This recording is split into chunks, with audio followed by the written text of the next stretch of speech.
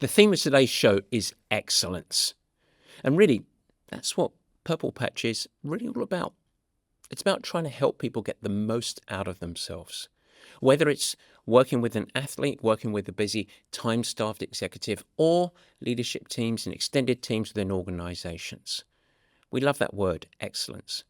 I get to invite a special guest today, someone that I've known for almost 15 years, Brad Stulberg. And we're going to unpack some of the insights in his book, The Way of Excellence.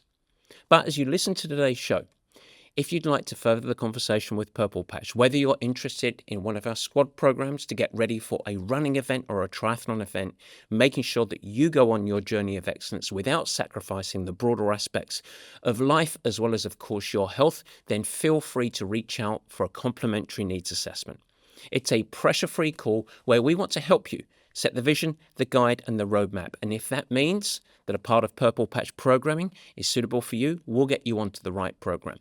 And if you're listening as a leader, we reference in today's conversation Win Cycle, our leadership program, quite a bit. If you'd like to learn more about that for your team and your organization, reach out to the same address, info@purplepatchfitness.com. I would love to have a conversation with you about that. All right, without further ado, enjoy the show.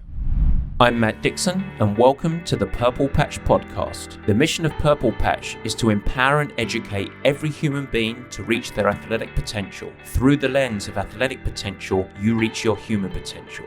The purpose of this podcast is to help time-starved people everywhere integrate sport into life.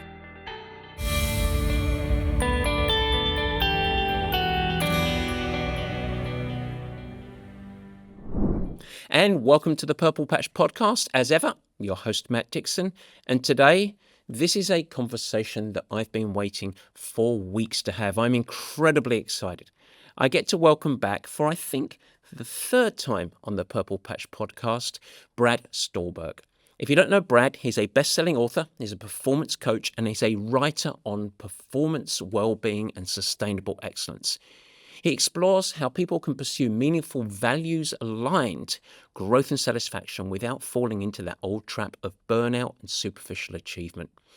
It is so parallel to Purple Patch, it's unbelievable, and my old journey. And in fact, Brad and I have known each other for almost 15 years. His first book that he co-authored with Steve Magnus, which you regular listeners will know has been on the show a couple of times as well, was labeled Peak Performance. And guess what? I was a part of that book. I was interviewed for that book, focused around something that was very dear to my heart and still is, recovery as a fuel of greater sustained high performance. Well, Brad has recently released a New York Times best-selling book, The Way of Excellence, a guide to true greatness and deep satisfaction in a chaotic world.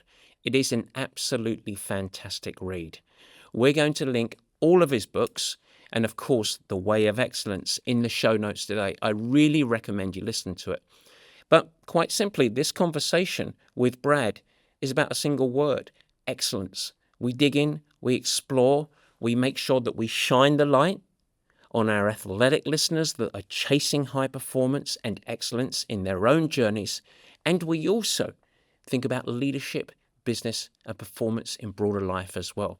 It's a fantastic conversation, someone that is so eloquent, a true craftsman, an expert in their domain field, and someone that's gone on an own journey for themselves to drive their own meaning and performance across all aspects of life. I think you're going to absolutely love it. Enjoy the show. It is time for the meat and potatoes. I give you Brad Stulberg.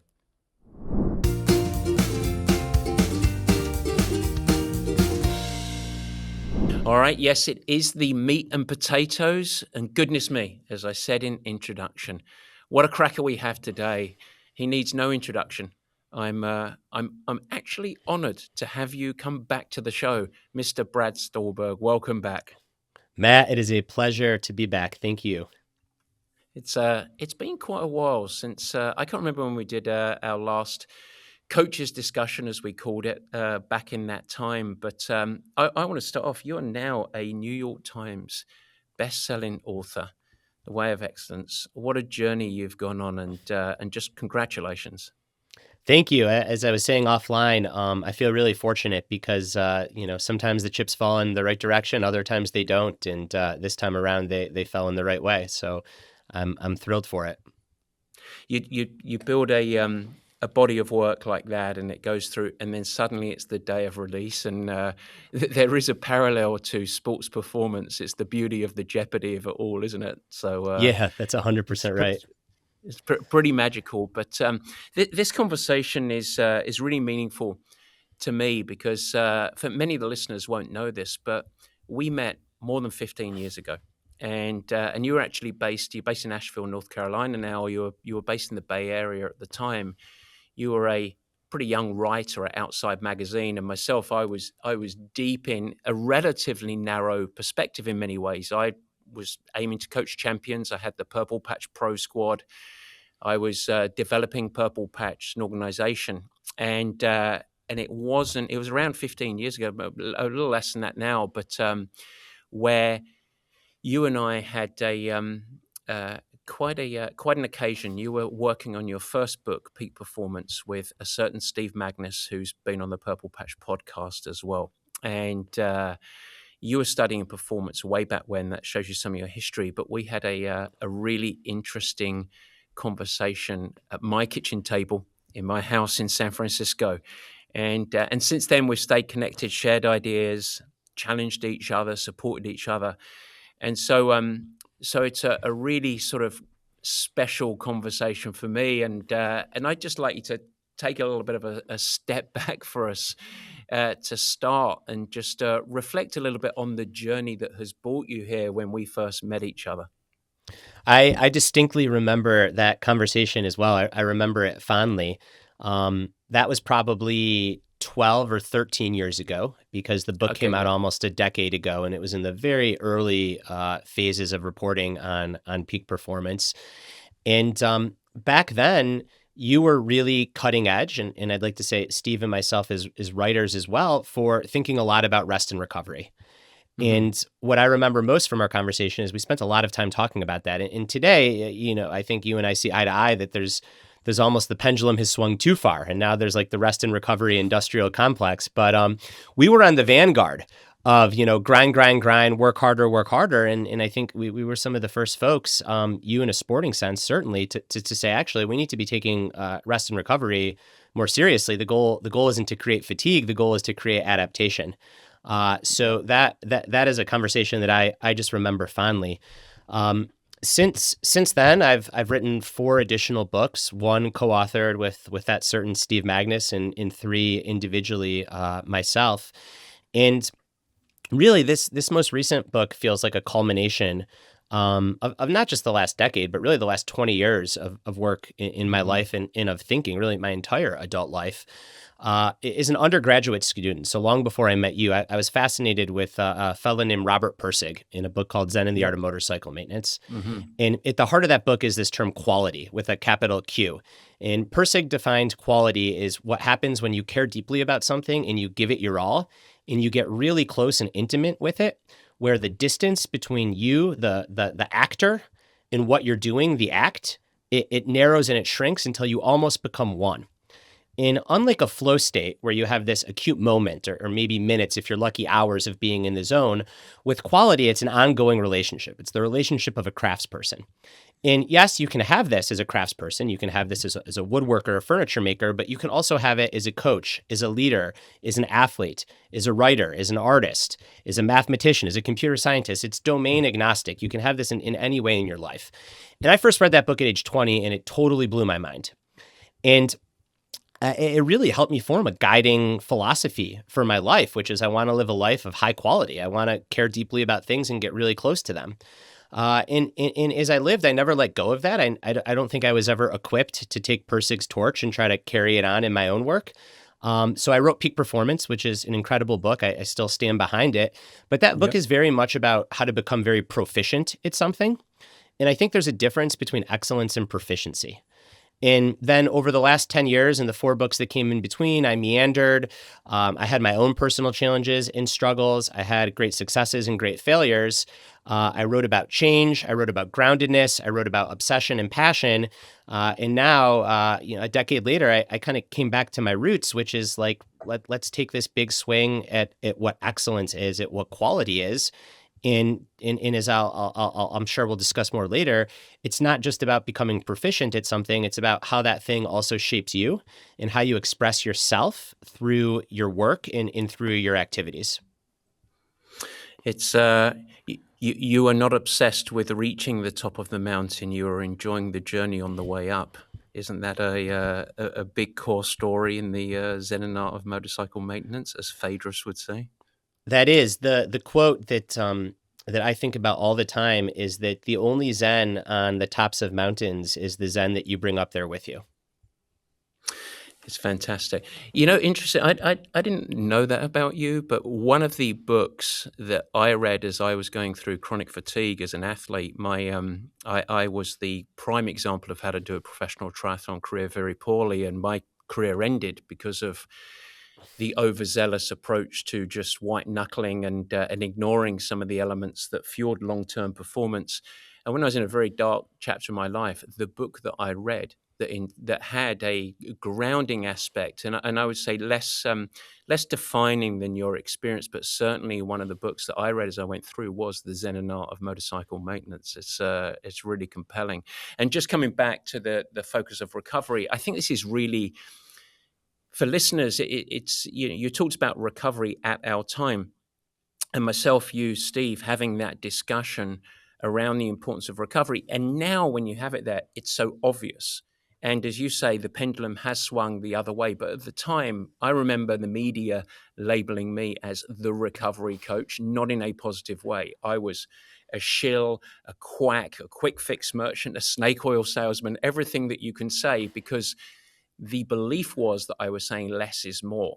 I was like, no, we want to be more effective, but how do you get to more effective work? So, that being the grounding of this, I want to dig into the book. I want to dig into excellence with you. And so I guess it's time for you to fasten your seatbelt and get ready to go as you rock and roll. Are you ready for this? I'm fastened up. That's what more can we ask for? You write as in the book, you write excellence is not an outcome, it's a practice. You just referenced that a little bit. I'd love you to kick off what that really looks like, bringing it down from a theoretical type mindset into something that's really, really practical. Because outcome chasing is I would say, a big performance killer globally. And so explain what you mean in a practical sense when you say it's not an outcome, it's a practice. Yeah, the first thing that I would say, and I'll start a little theoretical and then we'll get down to the ground level, is that it is a practice that leads to the outcome that you want.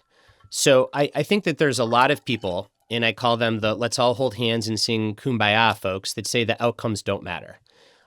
Or that you shouldn't care about outcomes. And I just think that that's patently false. I think generally the people that say that are billionaires that have had all the success in the world. So it's easy for them to say that outcomes don't matter. Outcomes do matter.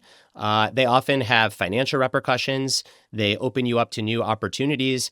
And even if it is just in a hobby or a leisure activity, to care deeply about something and to set a goal is so satisfying and so fulfilling in to be able to either succeed or fail on something that is concrete. In the case of sport, the time on the clock or the points on the scoreboard, that is important. That really is something that does matter. So outcomes matter. I'm not saying that outcomes don't matter. What I do believe and what I've come to firmly believe is twofold. The way that you get the best outcomes is to largely stop chasing the outcome and dig where your feet are and focus on the process, which I'll talk about. And then the second thing is that all of the personal growth, all of the fulfillment, all of the things that we remember on our deathbed, they don't happen on top of the podium or on top of the mountain. They happen during the climb. There's actually research out of hospice that shows that when people are towards the end of their life and they're asked to reflect on seminal memories and moments, nobody talks about the day they won the gold medal or the day they got the promotion or the day they qualified for Kona. What they talk about is the training, the relationships that they forged along the way, the challenges they overcame. So we remember the climb, not the peak. And As with literal mountains, but also with metaphorical mountains, the peak of the mountain is very narrow. You don't spend much time up there. You know, the day that you qualify for Kona, you're on the podium for 2 minutes.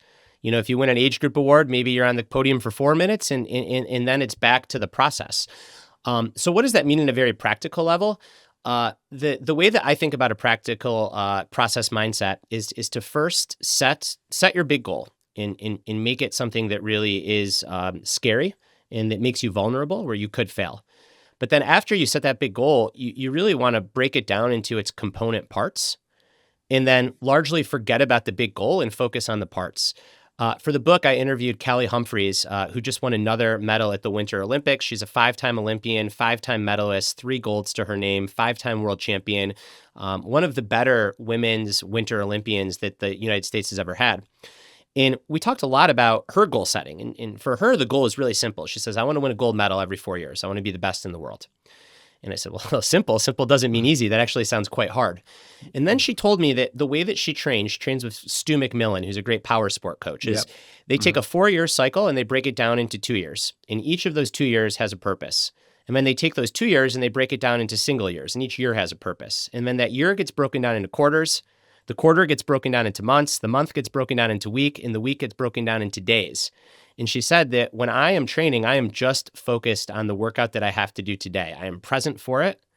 I am not thinking about the workout that happened yesterday. I'm not obsessing over the outcome that I'm working toward. I'm in the day. I am in the workout. And there are no hacks. There are no secrets. That is very simple. It's extremely hard to do, but the more that we can set our big goal and then focus on the steps, the better.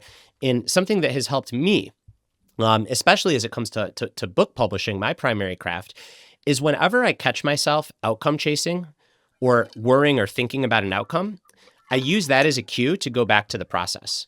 So to get really nitty gritty, as an author, what you can do during the pre-order period or your launch week is Amazon, I don't know why they do this, but they give you real-time sales rank data. So you can always go check how your book is doing. And every author knows that there's this inclination to constantly check, how's my sales rank? Is it going up? Is it going down? What's it doing? And every time I got the inclination to do that, instead of going and refreshing my computer for the 100th time, I stepped back and I said, can I write a good Instagram post? Can I pitch a newspaper? Can I pitch a podcast? Can I email 10 friends and let them know that I have a book coming out? Like, how can I actually do something in the process that matters? And it's just continually coming back to the process over and over again. Because you can control those aspects versus you can't control on the outcome. I want to come all the way back to how you started there, because I think it's something that's very, very important. And it's something, if I rebound off of you as a coach, obviously coaching world-class athletes, winning is not a dirty word. And when said right. And so one of the things that quite often is misrepresented or misunderstood around a coach with elite athletes is that we were very ambitious and we wanted great outcomes. We celebrated when they won an Ironman race, won a world championship, or whatever it might be. But we applied very little time, energy, or focus on those outcomes. What I was always looking to do as a coach is enable the focus to distill down into the aspects that the athlete could control, could have influence over, and also build mini victories as well along the way. Because that, as a part of that journey, that really builds confidence in capability, joy, continued progression. So when you talked about Kelly Humphreys and breaking it down, it becomes a framework that enables process. And then, of course, as you go along, consistent reflection of realizing of, hang on, look where I've come. And that creates great enjoyment, great confidence, great control, and ultimately leads you to the outcome that you're looking for, which I think is so important. So, and this, it's very, very easy to talk about this in a sporting context. But as you said at first, this is absolutely agnostic. This extends across any aspect that you're looking to drive. So I'm so glad that you sort of highlighted your experience as a writer there, because I think that's really, really tangible, and of course extends into leadership and business at the same time. Wouldn't you agree? Yeah, 100%. And I think with the word excellence in particular is people think about excellence is the transcendent moment. So the day that Steph Curry hits his 15 3-pointers, or you ring the IPO bell as a founder of a company, or as an athlete, you do qualify for Kona. And that is a part of excellence, but excellence also encompasses all of the tedious, mundane, consistent work that you did to get to that point. Mhm. And I think too often we focus again, we cock our necks up and we just stare at the summit of the mountain without realizing that all the life is on the sides. I want to highlight and just go on a brief tangent, because you said something that really perked my ears up as well. In our Win Cycle program, where we work with leadership teams, we work a lot about with the physical foundations so that people are not existing on a bedrock of exhaustion. We also talk about the mental game a lot, and we talk about growth. So, how can you individually and your team actually develop and improve? And a big part of it is getting out of your comfort zone. When you're out of your comfort zone, that is the opportunity for you to actually elicit growth in many of the traits that we know make up high performance. Let's put it this way. And one of the things that we always encourage is for people, uh, relative to their starting point. This isn't athletic conversion therapy. This isn't about trying to persuade everybody to compete in an Ironman or a marathon or anything like that. But whatever your starting point is, to take on a physical challenge, because it integrates such visceral learning, the mind and body connected together. And I always talk to people about, from your starting line, wherever you're standing, the correct goal for you is something that actually scares you. But with commitment, you can succeed. So I just want to, I just want you to dig into that a little bit through your perspective as a performance leader around getting out of your comfort zone and growth. I'd love your perspective. Yeah, growth happens at the point of resistance. You can't grow without stimulus or challenge. And that's true for physical growth. That's true for cognitive growth. That's true for emotional growth. And I Hmm. think what often happens is we sometimes feign this attitude of nonchalance, or we don't take on challenges because we think, oh, we're too cool for that.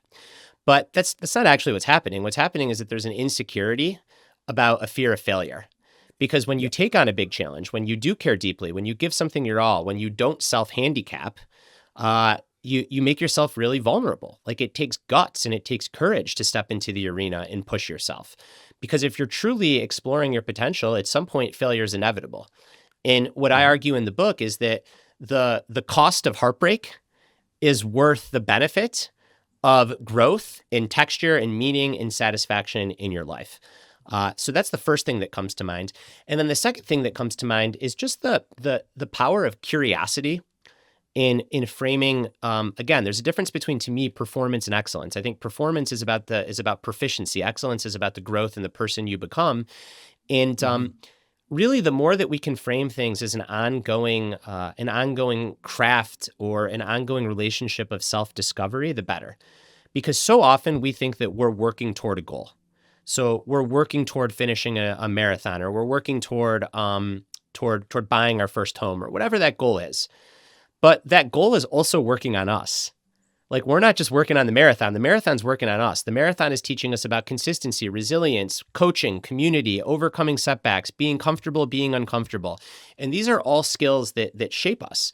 The word character comes from the Greek root charisin, which means to stamp. So character is what we stamp upon ourselves. And how do we shape our character? How do we stamp it upon ourselves? By challenging ourselves, by doing real things in the real world with real people that make us increasingly uncomfortable. There's this wonderful quote from Kobe Bryant, and he has all kinds of issues off the court. So I'm going to ask the listener to set those aside, and let's just focus on Yep. him as the basketball player, because it's inarguable that he was a great basketball player. And Kobe Bryant, before his death, was asked, "Are you the kind of player that plays not to lose, or are you the kind of player that plays to win?" And Kobe Bryant answered by saying, "I'm neither. I play to figure things out. I play to learn and grow." And I find that fascinating because Kobe Bryant, like the Mamba, he was known for his killer instinct on the court. But when he walked onto the court, he was just in this zone of discovery, of curiosity that fueled the path. And I think in every journey of mastery, at some point, we've got to shift from, again, that outcome chasing to being genuinely curious about our potential. And we only get to be curious, we only get to figure out what our potential is by making ourselves uncomfortable. And you just encapsulated there as well the exact power of the journey itself providing the rewards, because everything you talked about there emerges out of that journey of the experiences, and that's including the highs and the lows of it, the challenges, the setbacks, and of course the progression. Yeah, and I love using these examples from truly world-class performers that everyone knows, because there's a risk of, oh, it's just about the journey, this is woo-woo. I'll give you Greg Popovich, the winningest NBA coach ever, dynasty at the San Antonio Spurs. A very intimidating presence as a coach. And for his Hall of Fame induction speech, he said the wins and losses, they don't really matter. What matters is the stuff that you do along the way, the relationships that you forge, how you see people grow and develop, and how you grow and develop yourself. So, if it's not enough to hear it from me or Matt, it's coming from Greg Popovich. This stuff is real. Another great quote on this that I know there's so many highly skilled, high-performing leaders in your audience, Steve Kerr, another remarkable basketball coach in the Greg Popovich coaching tree, remarkable leader. Coach Kerr talks about how when you're on the basketball court, when he's coaching, the only thing that matters in the world is winning that basketball game. And you have to have that mentality. However, the minute that you step off that basketball court, it is just a game. And it's in the perspective of your own life and all the life around you. And to be able to hold both those things at once, that's what makes him such an excellent, not only coach at developing basketball players and winning championships. He didn't say winning doesn't matter. He says that when you're on the court, it's the only thing that matters. But the minute that game ends, there's so much more to the journey. And that's also why he develops these great people. Yeah, no, it's fantastic. And two of the, universally and certainly from my lens, the most respected coaches, I would say, in any sport. They happen to be both in basketball, and obviously they have a good relationship, but you go from there. I want to dig into two parts, because we just mentioned athletes. We also mentioned business executives and leaders as well. And I thought it would be fun to apply the word excellence to both arenas. And so I want to go athlete first. I want to shine a light through the athlete lens. And having worked with, goodness me, thousands and thousands of athletes from all level, people that are aspirational, just starting the journey up to the world champion level, I see outcome, metrics stamped on everybody's heart, mind, all the way along.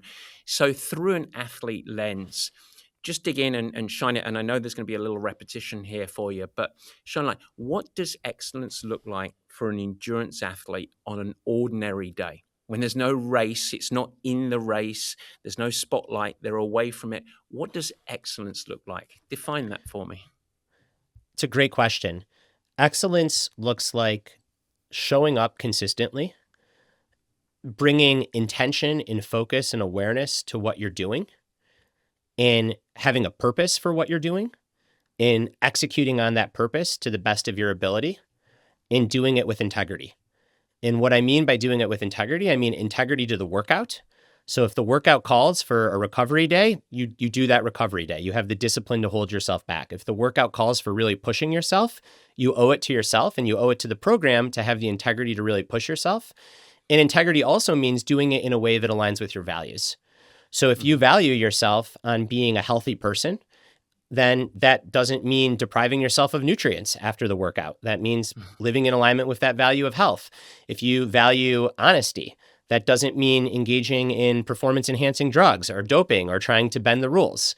So it is about the caring and the focused and the intention. It's about the level of presence and awareness, and then it's about execution with integrity.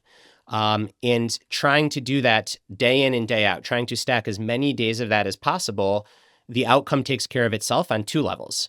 On one level, the time on the clock at the end of the race takes care of itself. And on another level, you, the person that you become, the athlete that you become, that is also going to take care of itself. I wasn't planning to ask this question, but it popped into my brain, so I'm going to, because you're not an athletic coach per se. You are a man of excellence, though. I'm really interested because you've done plenty of endurance sports. You've also done a lot of heavy strength work and powerlifting. I want to ask your opinion on metrics because there's an explosion of wearable devices. So under the banner of this, what's your perspective, less as a coach, more in all of the research that you've done, of the positives and negatives of people tracking sleep, people tracking heart rate, power, pace, etc.? I'm just really interested in your perspective on that. Yeah, I think the short answer is it depends, and then the longer answer is we'll unpack it. So the way that I think about metrics in tracking is the first thing that I would ask is the device that you're using to track something, is it reliable? And if it's giving you garbage data, then there's no point of tracking anything. I don't believe in it. If you have some degree of confidence that the score that it's giving you or the heart rate it's giving you or the power, I mean, let's get really clear. No one would put a power meter on their bike that doesn't give them accurate power. And we can gauge a power meter pretty simply. For some of these devices that give you recovery scores and heart rate variability, it's tough to know if it's accurate or not. So the first thing I would say is you need to figure out a way to vet if this device is accurate. Then what I would say is you want to use these devices and not have them use you, or you want to own the device, not have the device own you. And a model that I really like for this is the 4 phases of competence. So the first phase of competence is unconscious incompetence. So at this phase, you don't know that you don't know what you're doing. And no device tracking is going to help you. What you need to do is you need to read a book or 2 books or 5 books on the basics of your pursuit. You need to hire a coach or a mentor. If financially you can't afford that, you need to get a workbook and you need to start learning what the heck is going on. The second phase of competence is conscious incompetence. So this is when you know that you don't know what you're doing. And here, devices and real-time feedback can be very helpful. This is when you get on the bike and, Matt, you prescribe a zone 2 workout, but your power is in zone 4, but you're just like, I'm just on my bike. This is great. Well, that power meter is really important because it's helping you realize that you don't know what the heck you're doing and you need to slow down. The third phase of competence is what's called conscious competence. So this is when you are very competent, you know what you're doing, and it takes effortful trying. So this is how I raced Ironman. I was a good Ironman athlete, but I was never great. I was never excellent. So for me, my best bike ride ever came in Ironman, Arizona, where I rode like 4 hours and 50 minutes. And I was just, you remember that old course, right? It was a pancake flat. You did 4 laps or whatever. And I was just locked into the power meter. I didn't have the confidence. I didn't have the skill to let go and go by feel, but I knew if I could just hold 225 watts, it would work. And it was like playing a video game. I just tried to keep that thing on 225 watts the whole time. That is a phenomenal use of metrics. However, the final phase is what is called unconscious competence. And this is where you're crushing it and you're not effortfully trying. And this is what true elite excellence performance is all about. This is when you can release the power meter and say, now I'm just racing. And what's fascinating is that masters of their craft, they don't just stay at that top level. They're constantly cycling between levels 3 and level 4, and sometimes even level 2 when they learn a new skill. So the way that I think about all these devices isn't whether they're good or not. It's given your current aptitude and where you're at in your progression, are they helping you or are they holding you back? The example of where a device could have held someone back but didn't is from the U.S. Open and the golfer J.J. Spaun. So you asked, we're shining a light on athletes. Here's another athletic example. It's one of my favorite stories. The day before the final round of the U.S. Open, and J.J. Spaun hadn't won a major tournament in over a decade, he's staying in a hotel room with his wife and his 2 kids. And his 3-year-old daughter gets violently nauseous, very ill, at 2 in the morning. And at 2 in the morning, J.J. Spaun had to leave the hotel room to go find the only drugstore that was open 24 hours to get his daughter medicine. And then he's up the rest of the night with a vomiting daughter. Now, if J.J. Spaun would have looked at his Oura ring or his wrist-worn device, I don't want to name brands and make anyone guilty, they all would have said, if they're worth their salt, they would have said, your recovery score is 0. You didn't sleep last night. Yep. You need to stay in bed. And J.J. Spaun the next day went out and played the best round of golf of his career and won the U.S. Open. Now, there's nuance here because does that mean to hell with sleep? You shouldn't worry about sleep? No. But what it does mean is that human performance is very complex. And if we are too dependent on these devices and what they tell us, they can create a real sense of fragility. So I think the way that a master uses these devices and these pieces of feedback is we rely on them when they're helpful, but we also have the confidence and the faith to let go of them and trust ourselves. And even when conditions aren't perfect, and when we're called to give our all, we have to show up, get started, and give our all. And I used athletic examples, but the same is true for me as a writer. I mean, it's a little different because I'm not tracking my power or my heart rate, but I try to hit certain word counts every single day. I try to read a certain number of research papers every single day. I mean, these are all ways to track. And 70% of the time, I'm leaning on that tracking because it helps me. But then there are other times in my life when I have to let go of it, and I have to say either life is very messy, so I'm not going to just feel bad about myself for not hitting my word count, or I'm super hot. So I don't care if I said I'm going to stop at 1,000 words. Today I'm going to write 4,000 words. And that is the metaphor of the athlete that is looking at their watch and their watch keeps saying 5:45 pace. And they thought they were going to run 6 pace, but now they're at mile 17 of the marathon. It still says 5:45. They're feeling pretty good. Well, at a certain point, you got to stop looking at your watch and just trust that you're going to have a breakthrough performance. Yeah, that's fantastic. One more question on the athlete lens, a little shorter one, but I want to ask about this because motivation is always a big factor, something that goes up and down. Commitment doesn't oscillate, hopefully, but motivation does. How should athletes think about effort and even excellence when motivation evaporates? Yeah, I think that motivation is very overrated. There's all sorts of research that shows that most people, when they're pulled, think that they need to feel motivated to get started. But oftentimes it's the exact opposite. You need to get started to build and to feel motivation. So again, there's nuance here. If you are chronically apathetic and have no motivation, then as Matt would tell you, you should evaluate your training. Do you have the wrong goal? Are you overtrained? Is there too much life stress? That's not a good chronic state to be in. However, if you've got 2 or 3 kids, if you're not a full-time athlete, and you wake up most mornings and you want to hit the sleep button on your alarm, guess what? You're not broken. You're like everybody else. And there, what I would say is you don't need to have a David Goggins, I'm going to kill this day hype speech every single morning. Sometimes what you need to do is just acknowledge, hey, I'm feeling low motivation, but I'm just going to get started and give myself a chance. And if you get started, odds are you're going to feel better. Now, if you get started and you still don't feel better, then yes, that's a red flag. That could either mean that you're sick, you've trained too much, or you need a new program. But I think that motivation, we give way too much stock to motivation. I think some people just run a little more melancholy or depressive, and they're kind of constantly lowly motivated. Abraham Lincoln, there's some great research and reporting on him, never had any motivation. But he accomplished incredible things, the greatest president ever, most people would say. So I don't think that motivation is important to a good life per se. I don't even think it's that important to good performance. I think it's like any other emotion. And when it gives you valuable information, you should take it, but we shouldn't be beholden to it either. Absolutely agree. Let's shift to leadership. Let's talk about leadership in business, because I think this is our other parallel. I always, as I used to say, coach the pros like CEOs and CEOs like pros. So what does excellence look like for a leader on a random day? I think it's very similar to an athlete. I think that for a leader, it means knowing your values. And then really showing up and acting in alignment with those values, and particularly when there's ambiguous situations or when the path forward isn't clear, making a values-aligned decision. And then the same things hold true that I said earlier about an athlete. It is a level of focus and intention and deliberateness and care. I really think that care is at the center of all of this.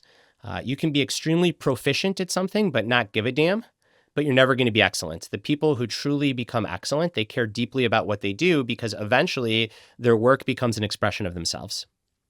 Yeah, no, that's exactly it. I want to hover in leadership on the word consistency, which is so important because quite often we align high intensity, force of natures as a sort of a key weapon in leading teams. So why would you argue that consistency is more powerful than just flashes of intensity? Well, I think that flashes of intensity are fine so long as they don't burn you as a leader out or burn your team out. And the problem becomes when you have those flashes of intensity, but they're not built on a base of consistency. So let's use the athletic metaphor because it's a game that you and I like to play. If you've got a huge base of training and you've shown up day in and day out and you've put in that work to build the base, then yes, you can have some very intense workouts with specific purposes at specific times and recover from them and adapt to them.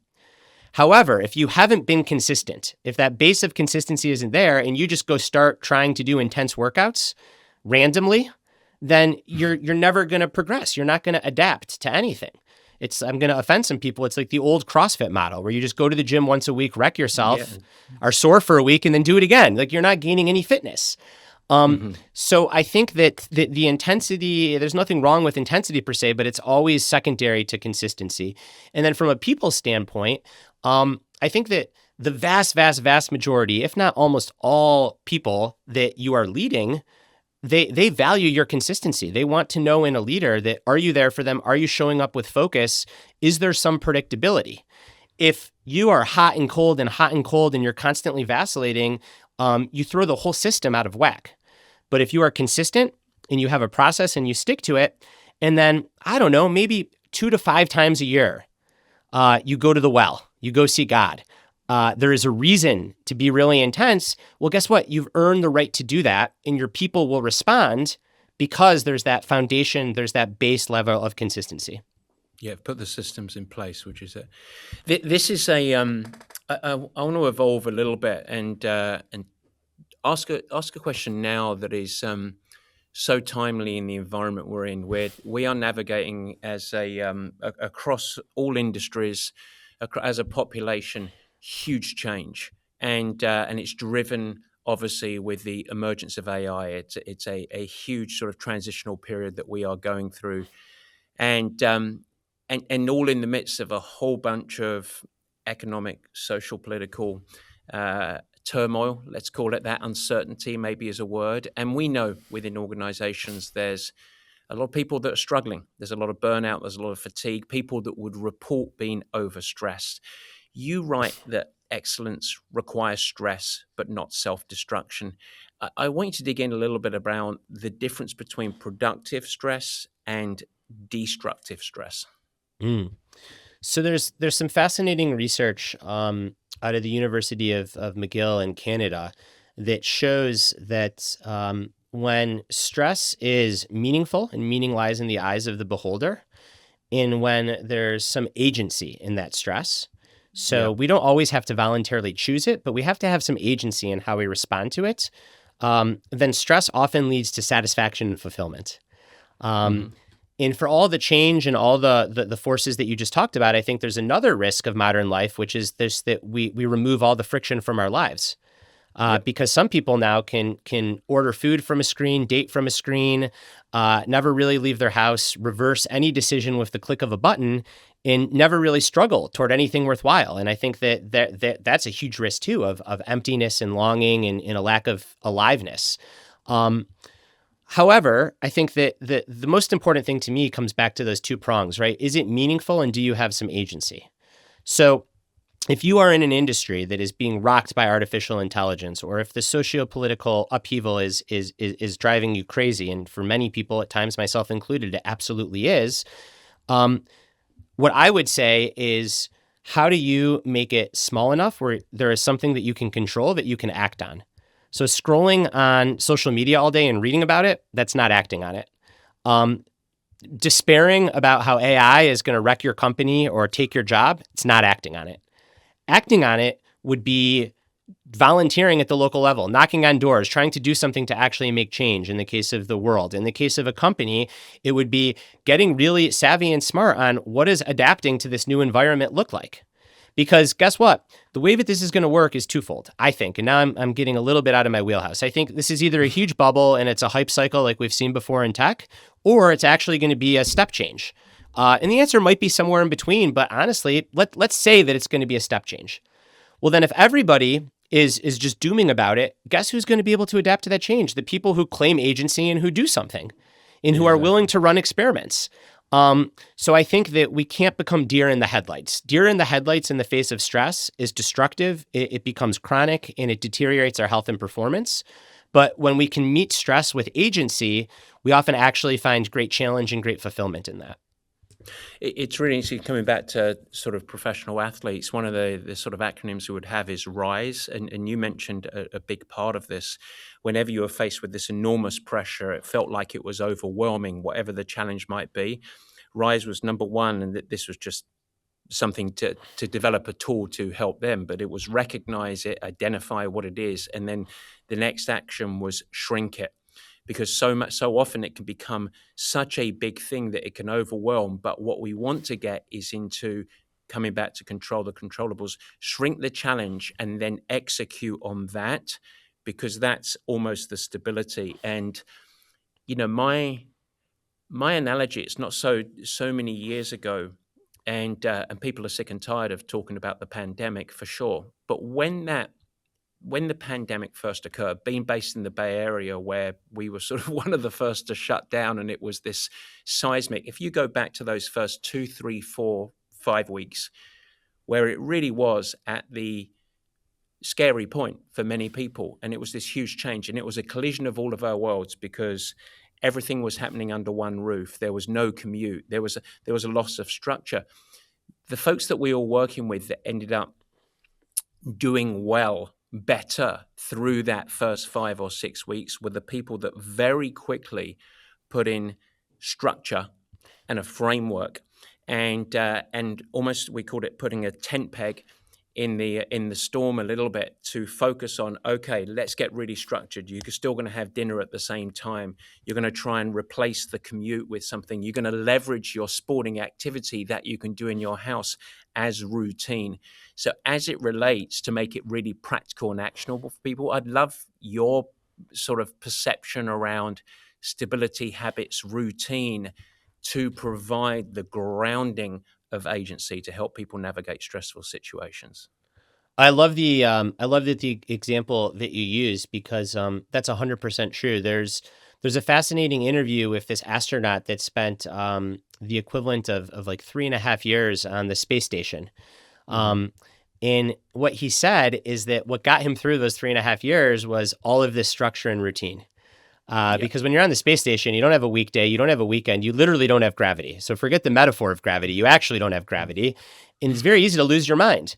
And what he said is that he had all these routines. So he would read at the same time every single day, he would eat at the same time, he would call in to check home at the same time.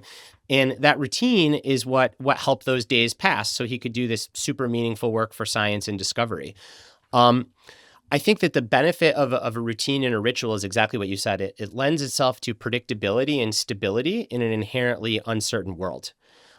So there is nothing special about lighting 2 candles in the morning, or making your tea, or doing your 45-minute run.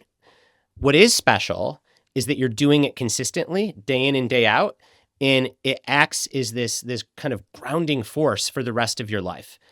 And I think that physical practice, to me, and we're athletes, so of course we're going to say this, like it's the ultimate example of this, because come hell or high water, I know that I'm going to train for 45 minutes, and that's in my control. There's a sense of predictability. I know I'm going to feel better after I train, and I can't tell you why. You'd have to find the researcher that can, but I am always a little bit better able to meet the chaos of the day after I've gotten in a workout.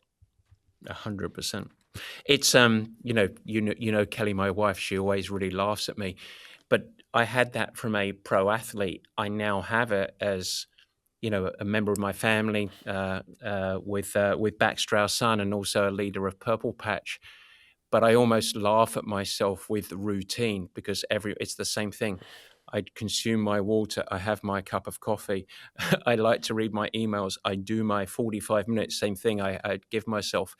I read for about 8 minutes before I go to bed, as it's a switch off, but it's a routine thing. It creates this grounding that actually enables me to navigate all of the other stresses in life, which is so valuable. So, What's also worth saying about routine in I think it's the last line of the chapter, the last paragraph of the chapter on routine, is that 2 things are true at once. The first is that routines are absolutely magical. And the second is that there is no single magic routine. Because Exactly. what Yeah. often happens is you get these hucksters that come in and say, not that routine is beneficial, but they say, you've got to wake up at this hour, do this breathing exercise, drink this special tea. No. Like you don't.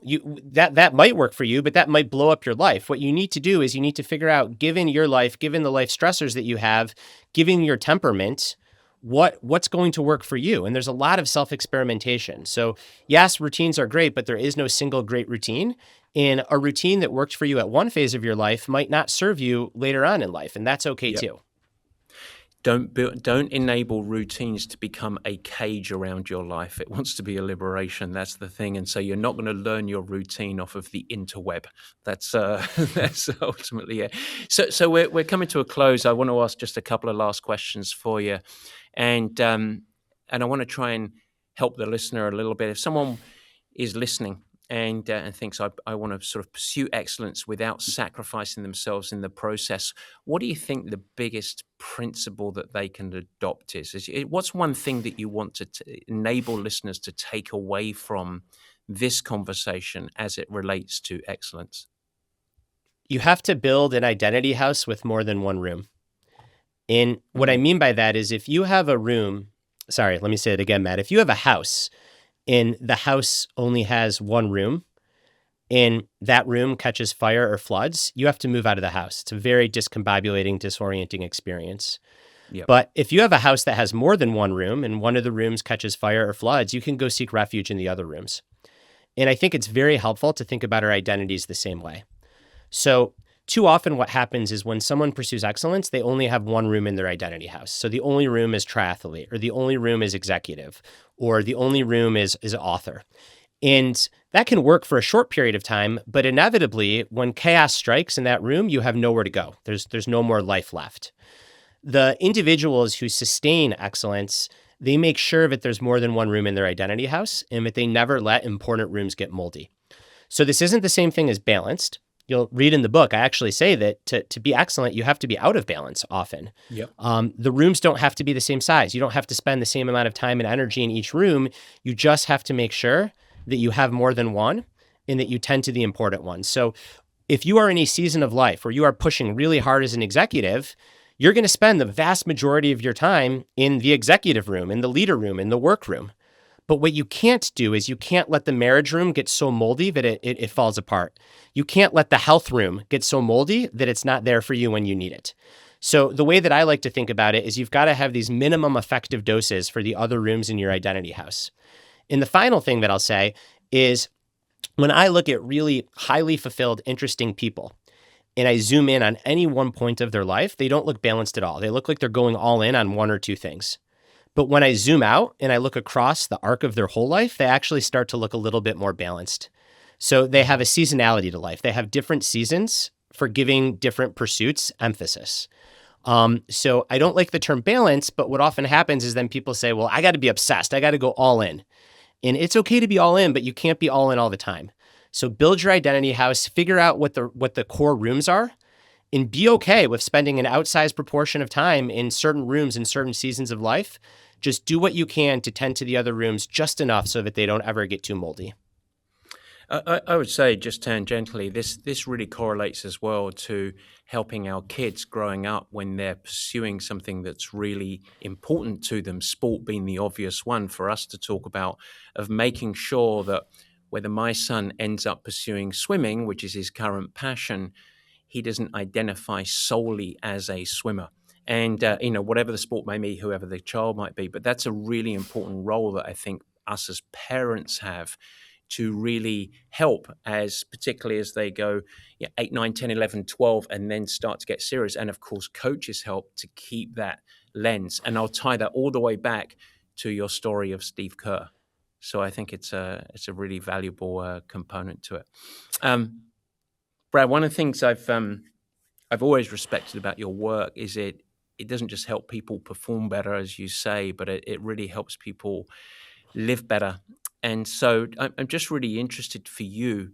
You've gone through a huge journey. We haven't dug into all of it today, but what does excellence mean for you? This is my last question. What does excellence mean for you, not as a researcher, not as a writer, but as a human being? Excellence for me means caring deeply, in giving a damn, and really engaging in the world and trying to be myself and go all the way. So I think the short version of it is be yourself and go all the way.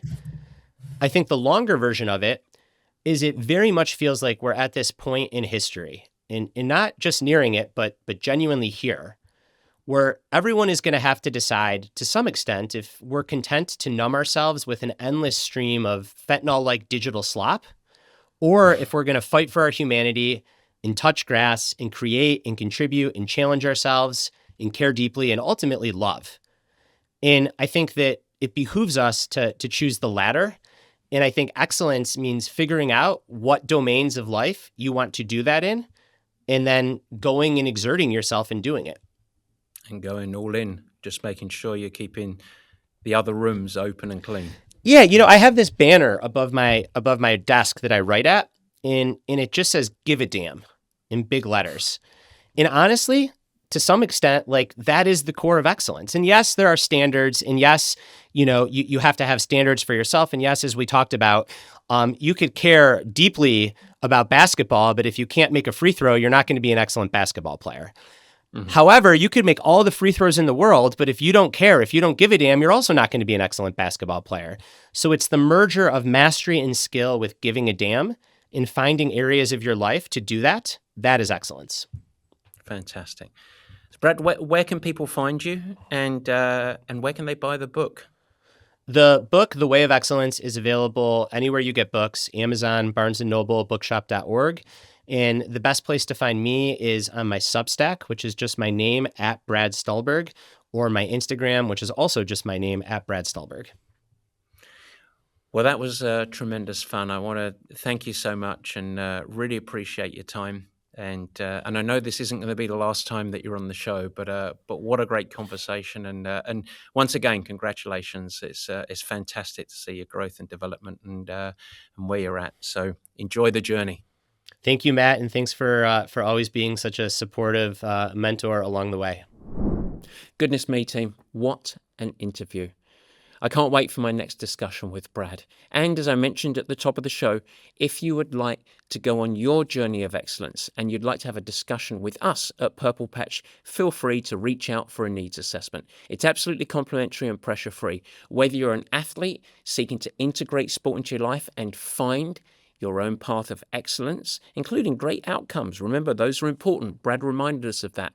Or you're a leader or a part of an organization where you want to supercharge your performance, your human readiness as a business strategy, and ensure that you can come together as a team for greater results as a part of our Win Cycle program, feel free to reach out. info@purplepatchfitness.com.